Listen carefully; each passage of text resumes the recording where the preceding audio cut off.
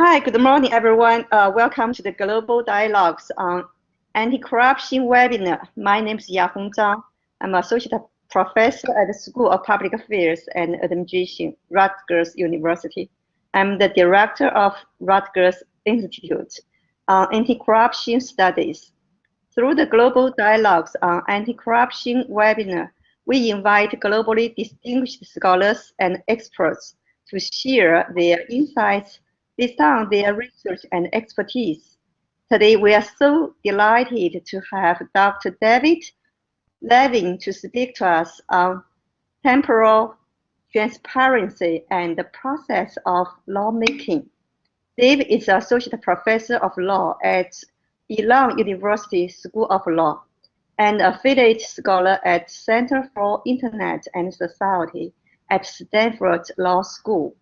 From 2014 to 16, Dave was a visiting fellow at Princeton University's Center for Information Technology Policy. His scholarship focused on the operation of intellectual property law at the intersection of technology and public life, especially information flows in the lawmaking and regulatory process, and the impact of intellectual property law on public and private secrecy, transparency, and accountability. Hi, audience. Welcome to the webinar. We will have Dave present his presentation for about 30 minutes, followed by Q&A for 10 to 15 minutes.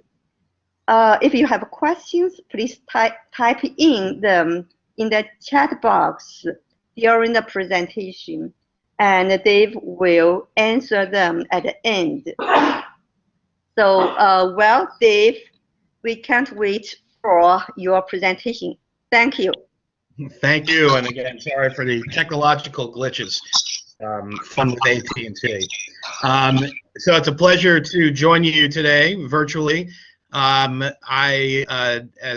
Yang mentioned, I spent a good amount of time at Princeton over the last several years. I'm not actually at Princeton right now. I'm at my home in North Carolina, but the wonders of technology allow me to talk. So I'm excited to be here. I'm a fan of your center's work as well as Ellen's work and others, and so this is a great opportunity for me to share this work with you, and I look forward to your comments and questions. I will do my best to stay within that 30-minute period that Yang mentioned. So my background, very briefly, is as an attorney. I practiced law in Manhattan for a number of years, focusing in intellectual property and entertainment law, in particular, and copyright infringement, trademark infringement, things like that.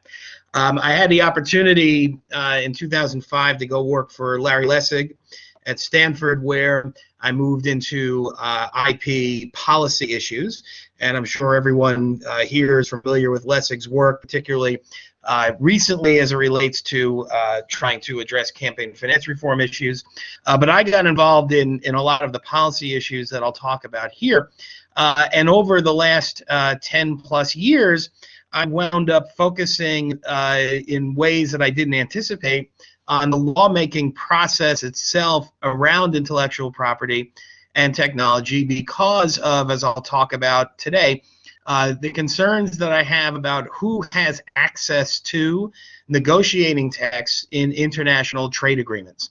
The reason from a substantive standpoint that issue has become important is that intellectual property law policy issues ranging from whether one can be held liable for copyright infringement for linking to infringing material on a web page, to access to generic medicines in countries that are in dire need of such medicine, to how we think about e-commerce issues, have increasingly been negotiated at the international level, not the domestic level, through trade agreements that historically were not the venue for this kind of work. So what's wound up happening is that the lawmaking process itself and the input process for that law has changed dramatically from what we would expect in the United States in Congress, or in really any constitutional democracy, at least, to a process which, as I will talk about, is quite amorphous, and where there's been much less sharing of information, particularly negotiating text. So the failure of the Trans-Pacific Partnership Agreement, in my estimation, is much more a failure of procedure than it is even a failure of substance, and I'll talk about that as well. So this paper is one that I've been working on for a few years, really, and every time I thought I was done, something else happened in the TPP process that forced me to say, let me hold off on submitting this article. Now that TPP has failed, I have, as it were, a complete data set to kind of analyze what happened and what we might learn in this case about transparency. But really, what I think of is access to information, and so I'll talk about that as well. By way of disclosure, I have been very active, as I just mentioned, in raising concerns about IP law at the international level for a number of years. The Anti-Counterfeiting Trade Agreement was an agreement that was being negotiated about 7 or 8 years ago, and it was one that was of particular concern to me. In addition, as I just mentioned, I've been very active in opposing and trying to improve the negotiation process around the Trans-Pacific Partnership Agreement, which I will talk about here as well. So, and by the way, just for a fun side, of course, that is my dedication to transparency and disclosure. So let me talk about what the core concern is, and then I'll build the argument. The concern is that the way that TPP was negotiated gave little room for the ability of the public to offer, in fact, and even have any way to offer meaningful input as these negotiations were ongoing. So the ability of the public to know what was being negotiated from a law perspective and to offer suggestions and improvements was a major problem. And what wound up happening over the course of the TPP, and I'm kind of laying out the broad framework here, and then I'll get into more detail in a moment, is that perennially the negotiating parties, which was the United States and about 12 other countries, would say that they were being quite transparent simply by letting the public know that negotiations were ongoing. And other groups, like civil society groups, the public, and those that didn't have access to text, and I'll talk about that in a moment, of course said that there was no transparency. And there was no transparency from that perspective because negotiating text, the actual language that was being debated, was not being shared with the public. And so my proposition is that transparency as a word means little in lawmaking, that parties wind up talking past each other using what amounts to a slogan, and everyone is both transparent and not transparent simultaneously.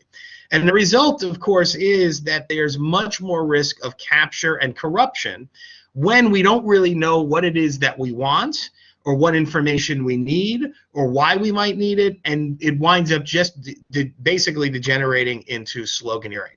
So the model that I'm suggesting here as far as a proposition for how to think about trade, specifically negotiations, but really access to information and lawmaking processes more broadly, is what I'm coining temporal transparency, which I define as the public disclosure process for certain textual information at the right time, over time, so as to allow meaningful public input. And I'm going to talk about the trade negotiations in TPP in a moment, but you might also think about the lawmaking process at the state level. For example, the complexity of moving bills through New York State, or frankly, even through the New Jersey state legislature, where you're going to have very different interests potentially between Newark and rural parts of the state and southern New Jersey and the like. So that's kind of the general proposition. Why do we care about this issue? Now, I definitely don't have to go through the democracy and legitimacy points for this group in particular, so I will skip that, but I will note for you some of the intellectual property law issues from a substantive perspective that come up, including liability standards for internet access providers like the aforementioned AT&T, circumvention of technological protection measures, which are technological ways for copyright owners to prevent access and use of copyrighted work, trade secrecy, which is information that is valuable because it's not known by competitors, and the use of trade secrecy, which is an area that I focused on heavily to prevent speech and public understanding and access to information.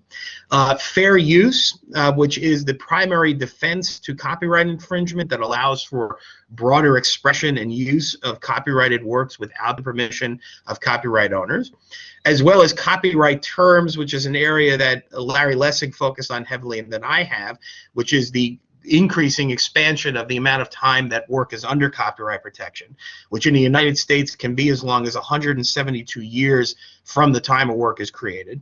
And investor-state dispute settlement issues, which are complex processes whereby private industry can challenge a state regulation for reasons of economics. So these are the substantive issues, and to be sure, the second bullet is kind of the area that I run through when I'm talking to intellectual property law and technology folks, because they wonder why it is that they should care about lawmaking process. But for you, I think it's really valuable to just understand the substance, but I'm going to be focusing much more on the procedure that is that first element. So as I mentioned, the Trans-Pacific Partnership Agreement was negotiated over several years, involving Australia, Brunei, Canada, Chile, Japan, Malaysia, Mexico, New Zealand, Peru, Singapore, the United States, and Vietnam. And as I've indicated here, assuming it had gone through, around 800 million people would have been impacted. The goal was a, quote, 21st century, that's the U.S. Trade Representative's language, trade agreement covering a range of issues from environmental to investment. As it stands today, TPP is dead, at least as to U.S. involvement, because President Trump ran on a platform that in part criticized TPP from a populist perspective for cutting out the public, and in fact used transparency in a populist way to destroy enough public support for TPP that it was easy for him to back out without much political blowback. And again, this is the use of transparency in ways that are quite challenging, because both President Trump and Senator Sanders, basically from the left and the right, wound up being able to credibly criticize the TPP negotiating process because of its lack of transparency. But I'm going to suggest to you that again, this word transparency being what it is, what we really want to think about is access. So the problem is in that fourth bullet, the access to negotiating text only for what are in the United States are called industry trade advisory committees, ITACs. And ITACs are put together by the U.S. Trade Representative and represent almost exclusively industry. They do not represent civil society groups. They do not represent other organizations that might have concerns about industrial behavior. It is literally only industry and particular industries that have this access. As I mentioned, primarily for purposes of IP, entertainment industry entities like Sony, and pharmaceutical entities like Eli Lilly and the like. Because of national security concerns and even contracts that have been entered into among the parties, access to these negotiating texts while negotiations are ongoing is a problem. And just to give you a sense of that, and again, I'm sure many of you are familiar with FOIA and particularly National Security Exemption, it is in fact the first exemption to the Freedom of Information Act, that for national security and foreign policy information. It is the basis for keeping all negotiating texts from the public during the process of negotiation.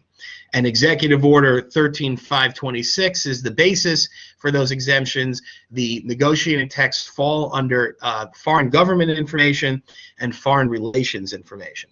Now, very interestingly, right, throughout the process of TPP negotiation, it is not accurate to say that there was no public access to information or that there was no public access to negotiating texts. However, those negotiating texts, that language that's being negotiated to create law, was available unofficially and even illegally through the same entity that we all know and may not love, or may love, depending on our perspective, WikiLeaks.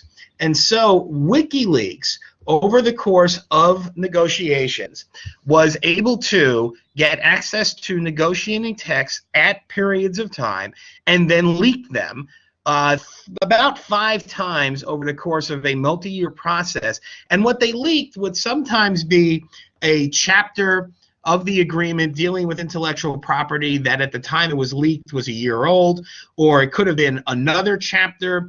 There were about 30 chapters of TPP being leaked. But here is one of the interesting challenges here, which is this dichotomy between a belief and a want for secrecy and the inability for governments increasingly to keep those secrets by virtue of entities like WikiLeaks.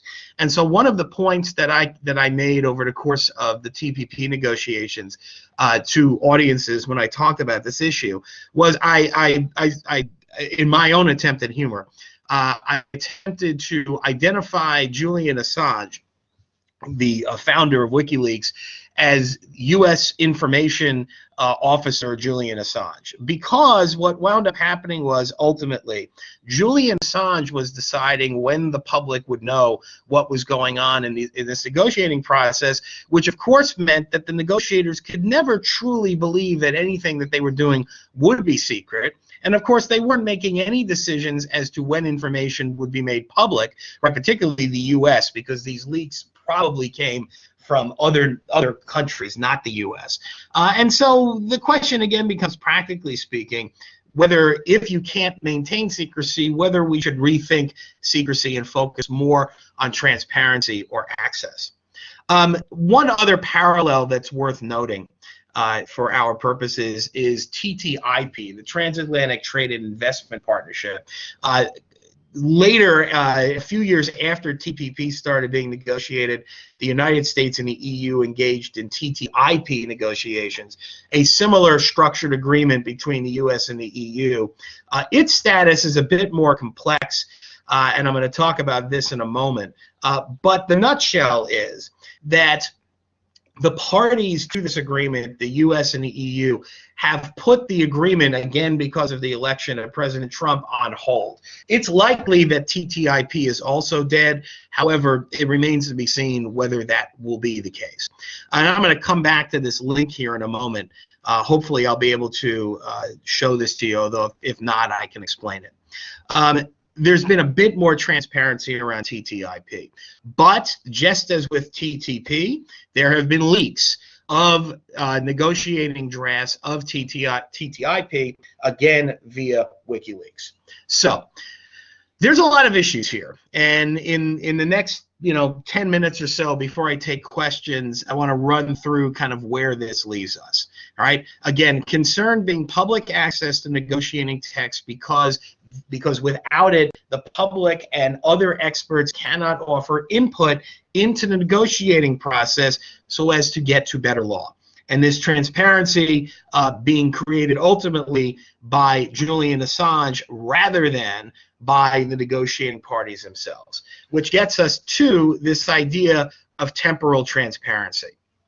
And so let me lay out the outline of it, and then talk about the positives and negatives or arguments for and against access to text, and then I'll give you a sense of where it leads us.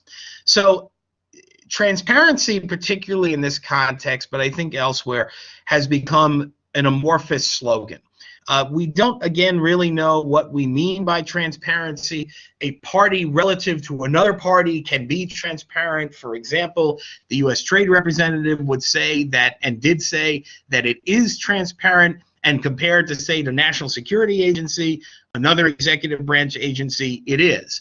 On the other hand, the Electronic Frontier Foundation, an entity among the civil society groups that was attempting to get access to negotiating text, said that the U.S. Trade Representative and negotiating parties were not transparent at all. So we have general definitions that exist. This is a well-known definition that I have on the slide by Grimmelheisen and Meyer. The availability of information about an actor allowing external actors to monitor the actions and decisions of that actor. And that's a good definition, but it doesn't really get us to the heart of how we think about transparency on the ground theoretically and practically. And so this is where I'm proposing the idea of temporal, of time-based transparency. Again, this public disclosure process for certain information at the right time over time so as to allow meaningful public input. So we can go through your classic who, what, when, where, why, how to think about this, right? So starting off with who, right? We have to ask the question, who is it that we want or need to be transparent? Or is it countries themselves? Is it institutions like the U.S. Trade Representative? Is it committees like ITAX? Is it individuals like the U.S. Trade Representative personally? Or is it a process of negotiation?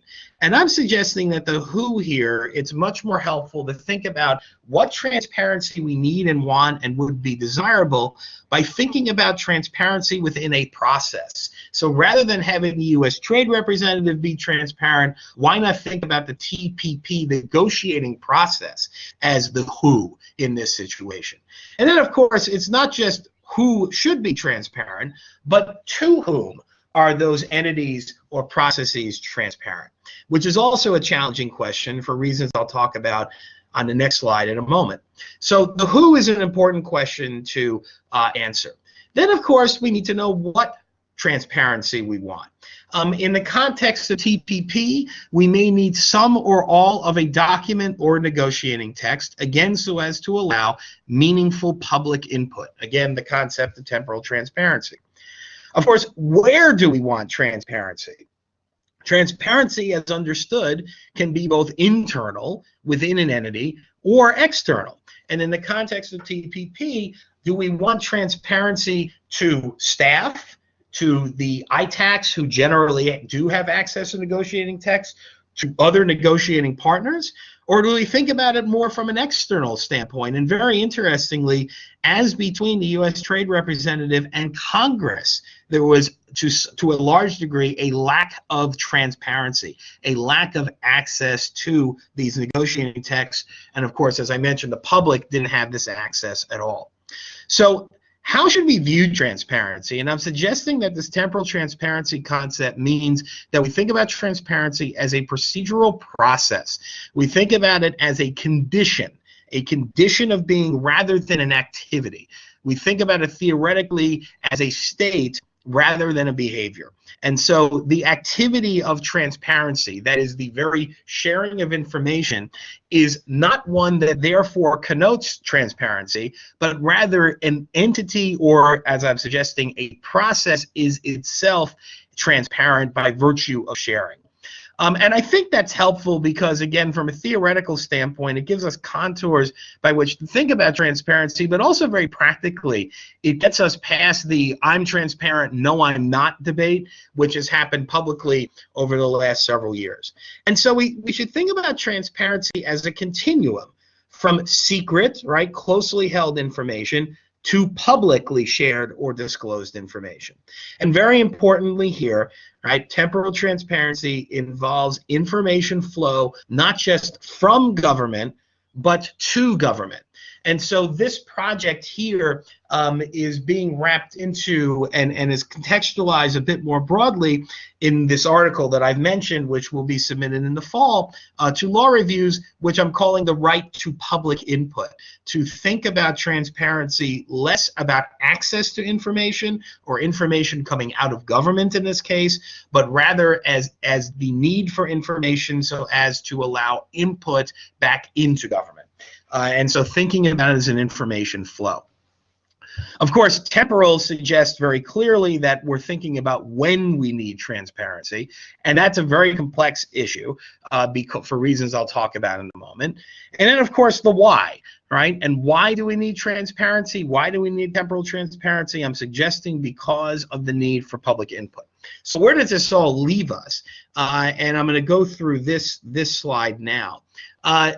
there are a number of factors that we want to think about in deciding when information should be public or not. And so on your left, you have text disclosure reasons, and on the right, you have arguments against that disclosure.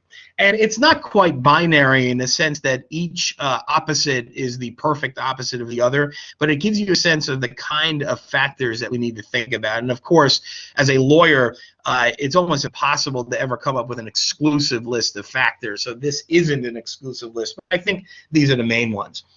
For text disclosure, obviously, again, I'll skip over this for purposes of your center, legitimacy and accountability. But recognize on the other side that against text disclosure is the history of diplomatic relations which have been negotiated largely in secret, where sharing of information is not the tradition, and trade is part of that. And the statutory mandate which exists certainly in the United States and elsewhere to actually literally not share this information for reasons of national security that I mentioned earlier.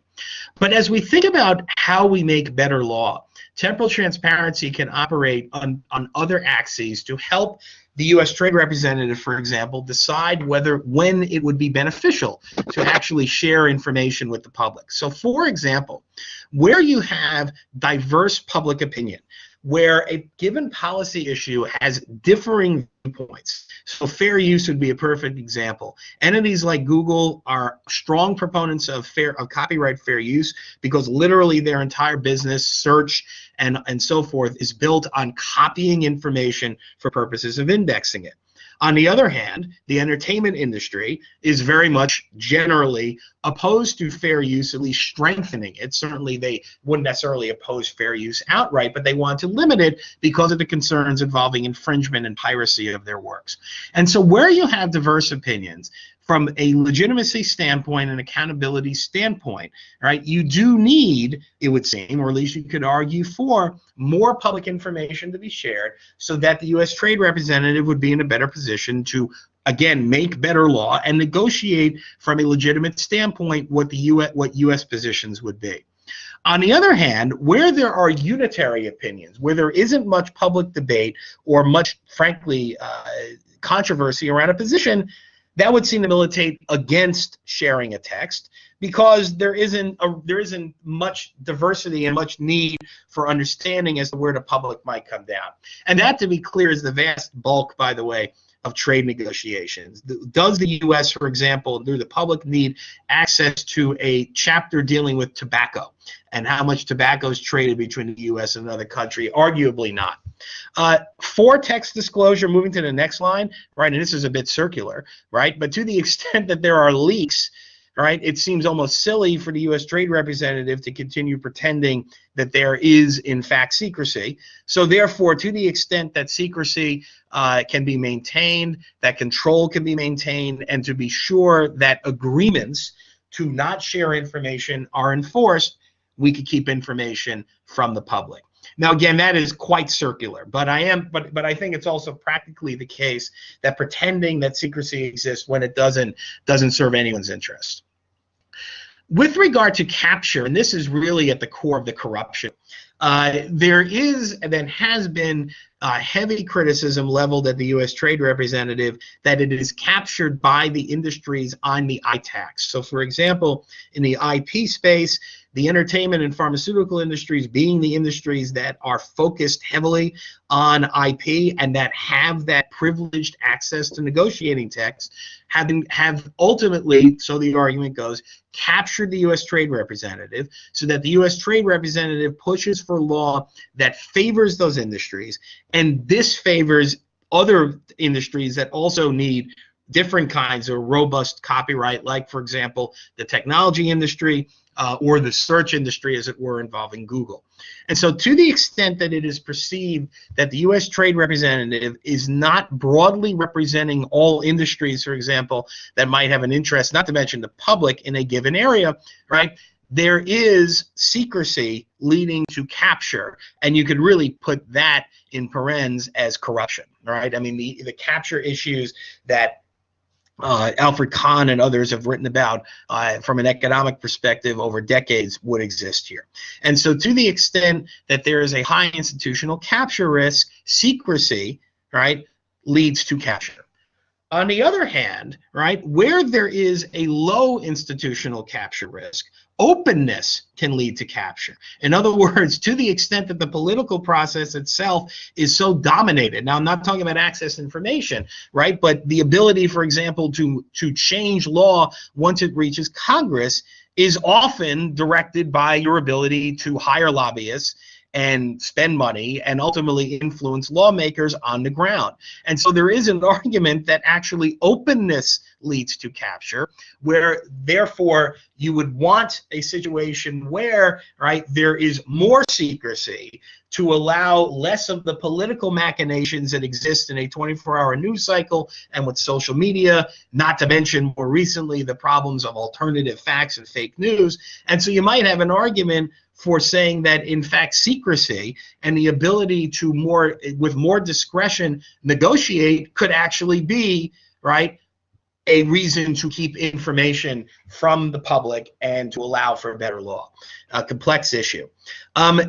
For text disclosure is enhancing negotiation foundation, right? This goes back to the idea of we are representing, as U.S. Trade Representative, U.S. interests broadly, and therefore we have that legitimacy and accountability that we want.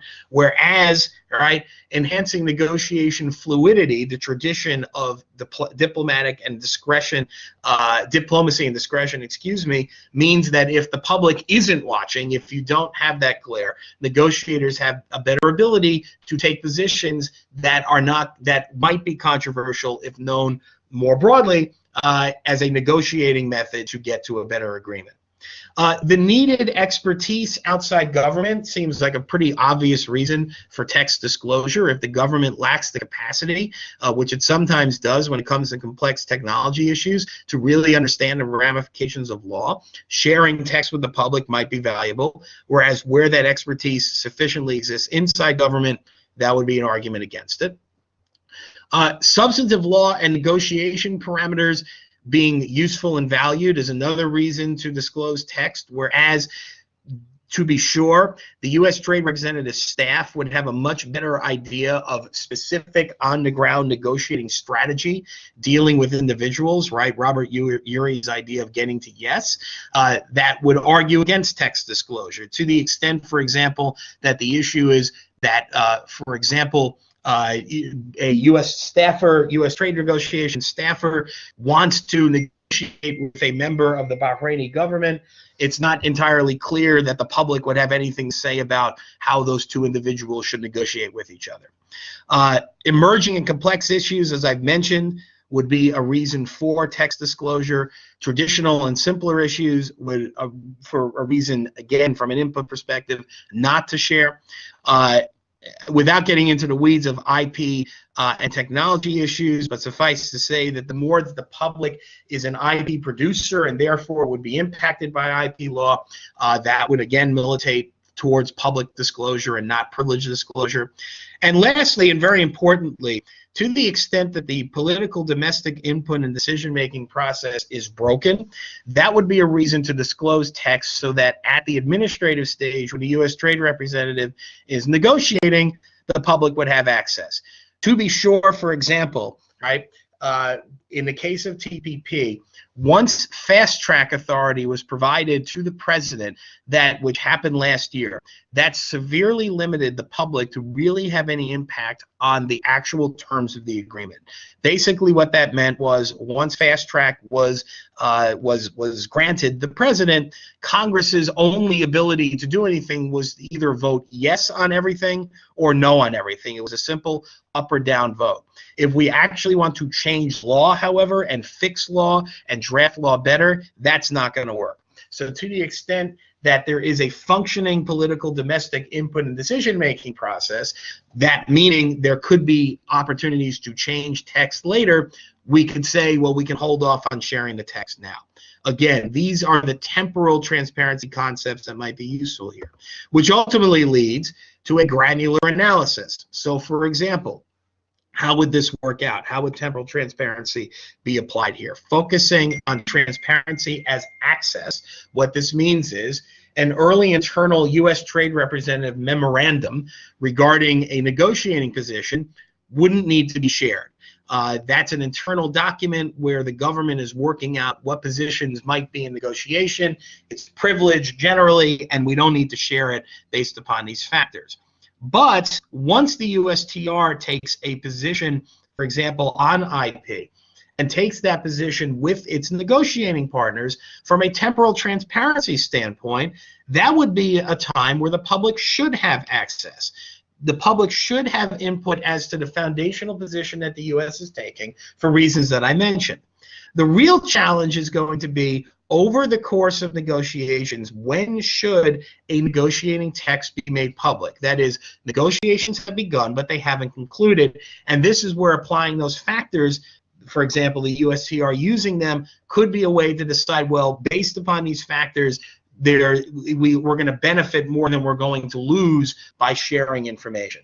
And of course, the final joint negotiating text should be made public. That is the point where the negotiators say we're done and this is ready to go to Congress or a legislative body in other countries for ratification. The question again, as I mentioned, is that too late because of things like fast track? So I'll stop there because I recognize that this is a dense topic and that you might have questions. So I will stop here and see if there are any. Okay, Hi, Dave, thank you so much for the presentation. It's wonderful, very interesting. Yeah, so right now we are collecting questions from audience. I don't see any questions typed in, but I see, in the room, we still have several people in the room. Let me ask them if they have questions. They have questions.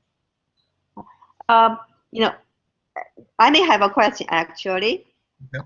I understand that, like, transparency in the kind of process of trade agreement in a negotiation, is sometimes important because, if all the deals were made, under secrecy, then some industry might take the favor, right?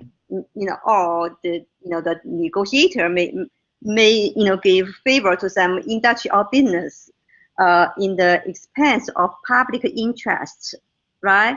So yes. I wonder if there has been any cases, corruption cases in the history, like from the negotiation of trade agreement. So that's a good question. So is there any case law precedent for access? Right. And the short answer, Yohang, is there are literally no positive outcomes when it comes to attempting to get access to negotiating texts.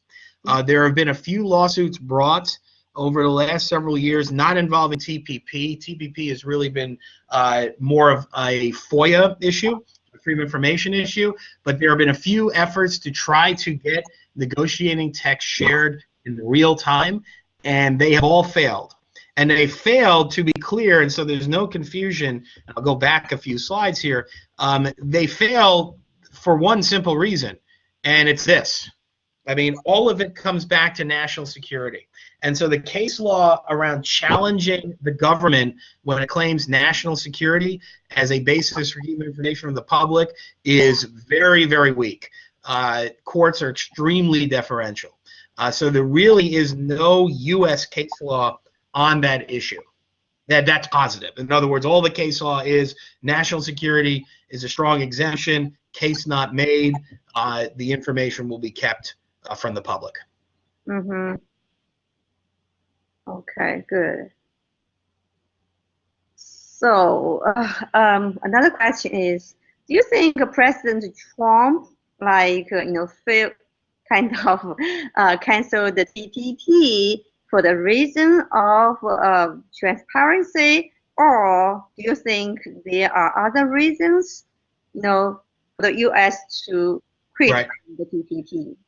Right. So to be clear, when I say that I think President Trump canceled for that reason, what I mean is that the political basis that Trump could use to say we are pulling out of TPP was primarily a populist argument, saying that you, the public, were not privileged enough and were not treated well by this process, and that therefore this agreement doesn't serve you.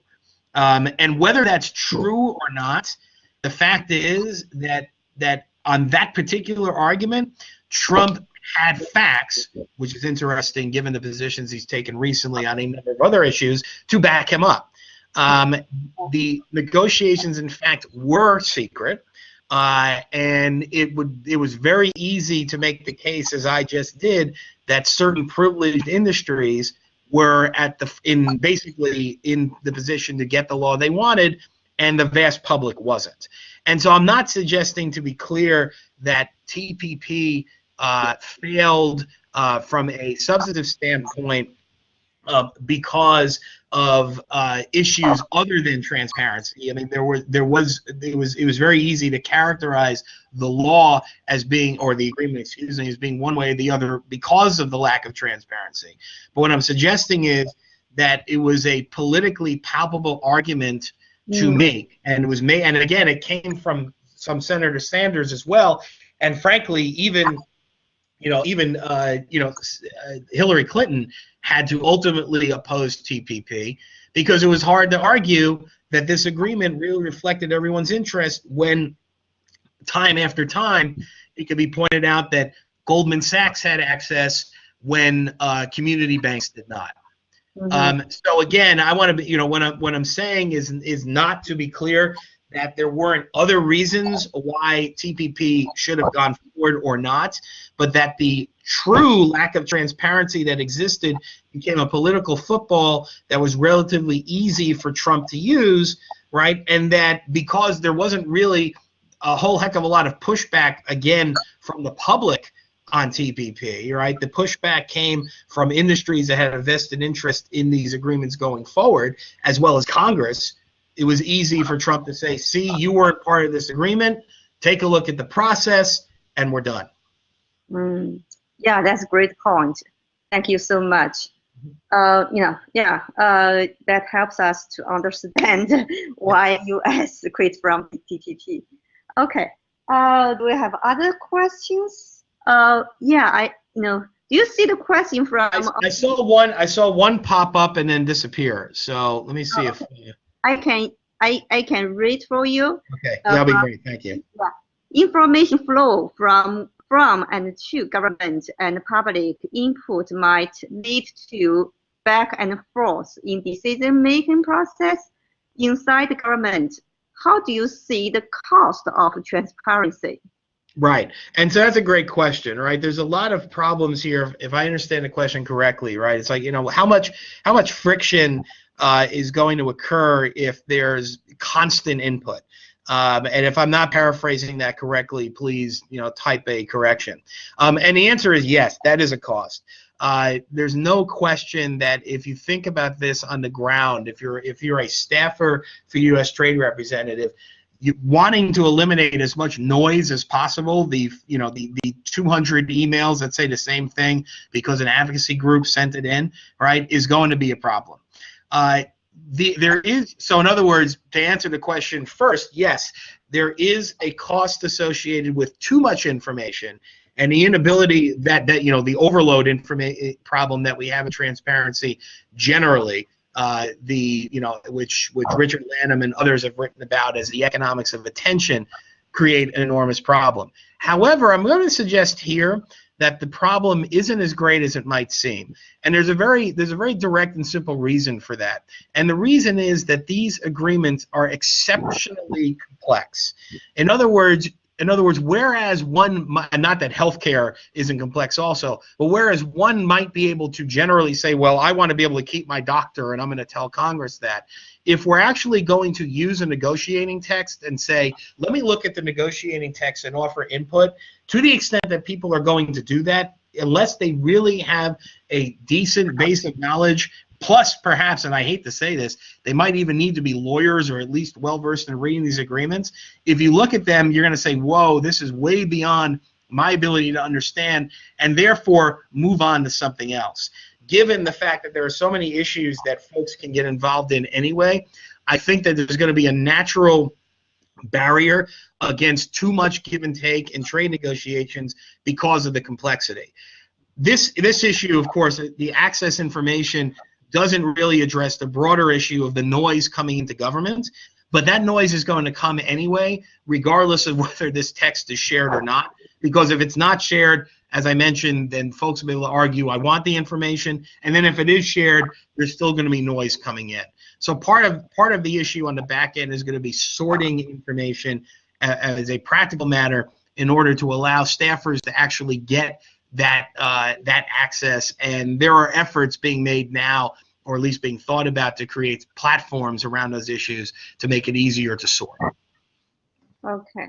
Yeah, thank you so much. I think that's a question about like professionalism versus public opinion in the representative democracy.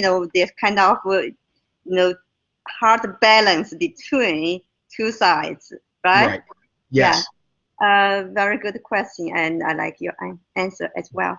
So I think we are running out of time because I have an event here at 11 o'clock. So I guess we have to close here. Thank you so much, Dave, for your great presentation. I personally learned a lot. Thank you so much for your contribution to the webinar series. My pleasure. Thank you for having me. If anyone has any comments or questions, please email me at dlevine3@elon.edu. But thanks for having me today. I enjoyed it. Yeah, go ahead. If you have questions, we can keep talking, after the webinar. And also, I like to let everyone know that our next webinar will be April 19th, 10 o'clock, same time. So, thank you, everyone. We just close here. See you next time. Bye. Thank you. Take care. Bye-bye. Bye. Thank you.